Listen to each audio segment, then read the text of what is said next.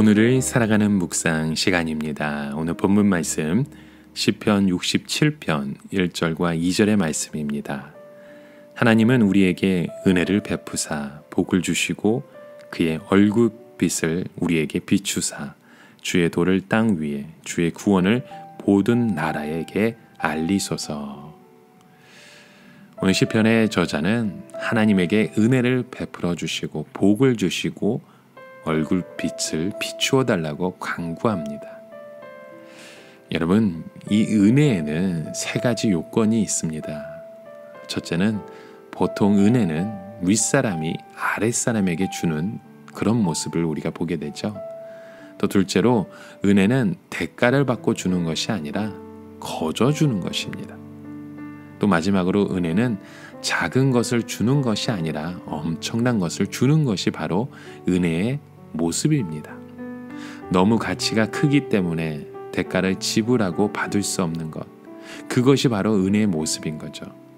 그런데 감사하게도 그것을 거저 주셨다는 것이죠.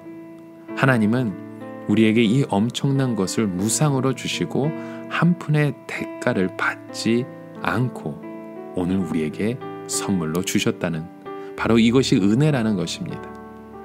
여러분, 저희는 이미 너무나 큰 은혜를 받았습니다. 구원의 은혜, 영생의 은혜, 각종 그 축복의 은혜, 남편과 아내와 자식의 은혜, 이 모든 것을 이루 말할 수 없을 만큼 큰 은혜를 오늘 우리에게 허락하셨습니다. 그러므로 오늘 저희가 해야 할 일은 무엇입니까? 이런 은혜에 감사해야 하는 것이죠. 이것을 시인의 저자는 이렇게 표현합니다. 하나님에게 얼굴빛을 비추어 달라고 간구하죠. 여러분이 얼굴빛을 비추어 달라는 것은 무슨 말씀입니까? 여러분, 빛은 어두움을 밝혀주죠. 자신은 지금 세상의 어두움 가운데 있는데 이렇게 하나님의 빛을 비추어 하나님의 그 광명을 찾게 해달라는 말씀입니다. 또 그리고 빛은 생명을 공급해 줍니다. 모든 피조물이 빛을 받고 살아야 열매를 맺을 수 있죠. 마찬가지 우리도 하나님의 빛을 받아야만 생명을 받고 살아갈 수 있고 열매를 맺어갈 수 있는 그런 인생입니다. 그래서 오늘 우리도 시인의 고백처럼 하나님 앞에 이렇게 기도해야 합니다. 하나님의 얼굴을 나에게 비추어 주옵소서.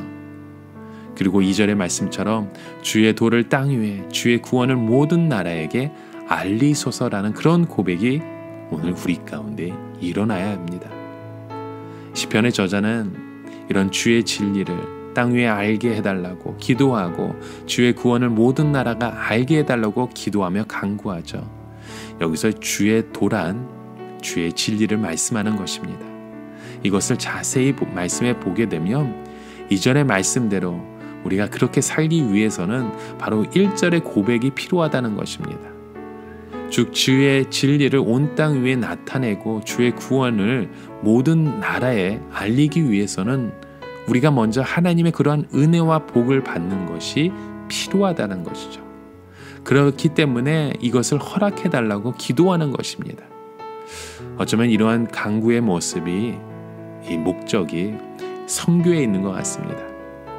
여러분, 선교는 내가 먼저 하나님의 은혜와 복을 받는 데서부터 시작되죠.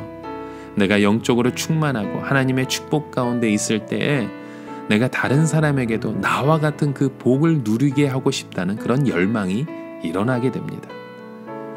교회는 다니지만 하나님의 은혜를 모르고 영육간에 그 받은 축복도 없는데 어떻게 다른 사람에게 하나님의 은혜를 말할 수 있으며 하나님의 축복에 대해서 우리가 말할 수 있겠습니까? 그런 삶은 정말로 어렵겠죠.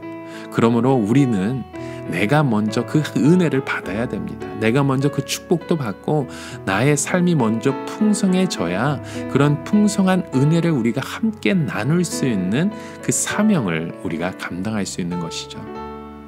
여러분, 오늘 우리의 삶 가운데 먼저 우리에게 주신 그 은혜를 바라보며 감사함으로 그런 축복을 또한 하나님 앞에 고백하며 함께 나누어 갈 수 있는 우리의 삶의 모습이 되길 주님의 이름으로 간절히 축원합니다. 그런 삶이 바로 우리의 삶의 선교자인 것입니다. 우리는 모두 복의 통로가 되어야 합니다. 아브라함에게 하나님이 주신 말씀은 아브라함이 모든 사람에게 복을 주는 복의 통로가 되는 것이었죠. 하나님은 아브라함에게 내가 너를 부른 목적은 바로 세상의 복의 통로를 삼기 위함이다 라고 말씀한 것입니다. 오늘 저와 여러분의 삶도 이러한 복의 통로가 되시길 바랍니다. 우리의 가정에도 우리의 모습을 통해 가정의 축복된 그 통로의 모습 되길 간절히 소망하십시오. 우리 공동체 안에서도 이런 복의 통로가 되시고 오늘 우리의 삶의 터전에서도 직장에서도 우리의 사업터에서도 이런 하나님의 그 축복의 통로가 되시는, 그래서 하나님의 그 샬롬을 함께 나누어 가실 수 있는 저와 여러분의 모습이 되길 간절히 축원하며 기도드립니다.